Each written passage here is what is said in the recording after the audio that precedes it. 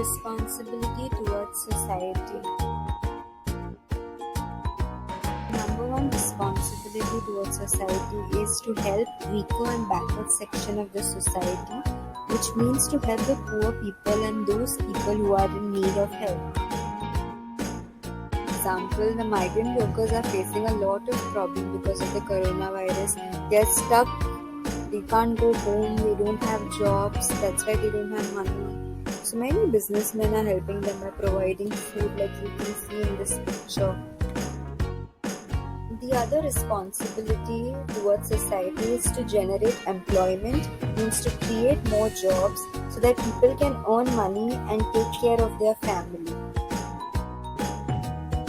The third responsibility is to protect the environment, which means that the business activity must not harm the environment but should protect the environment by planting more trees, reducing plastic use, and so on. The fourth responsibility is to conserve natural resources and wildlife. If I have to give you an example of natural resources, it would be water and soil. And wild animal means animals and birds.